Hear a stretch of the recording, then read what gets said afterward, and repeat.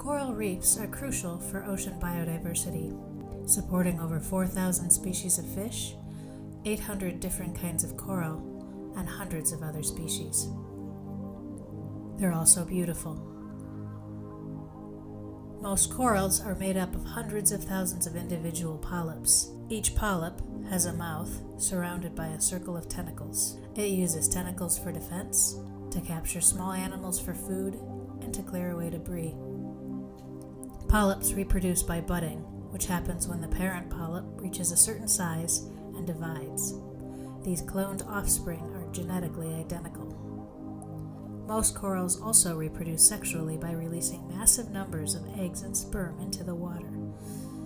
This spreads offspring over a broad geographic area. The offspring, called planulae, eventually settle to the bottom and then transform into the polyps. The polyps grow, clone themselves, and build new growing colonies. Sexual reproduction helps corals move to new areas, and it also increases genetic diversity, which helps them evolve and adapt to changing conditions. Hard corals, or stony coral, make a rigid skeleton out of calcium carbonate.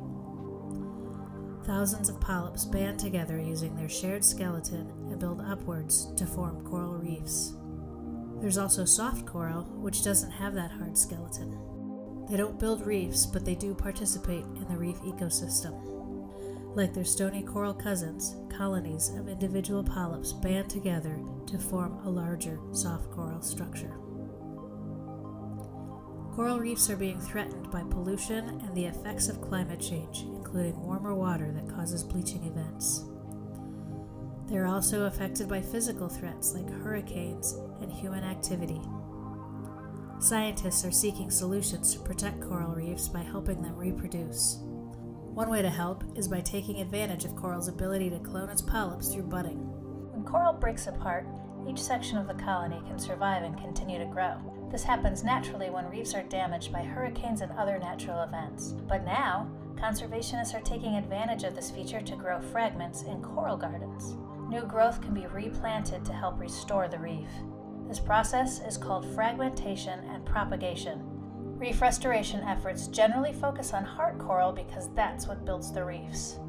Coral gardening is only part of the long-term solution. Because each polyp of the new growth is a genetic copy of its neighbors, restored areas can be susceptible to common diseases or weaknesses. Special care must be taken to collect fragments from many different reefs to help maintain genetic diversity. The new colonies can crossbreed using sexual reproduction for resilience. It's also important for scientists to monitor the long-term health of the ecosystem. Another limitation that scientists are working on is the speed of coral growth. One scientist in Florida has found a way to speed up coral growth by breaking the fragments into very small pieces and maintaining them in lab conditions. Of course, the restored reefs are not immune to the effects of our changing waters.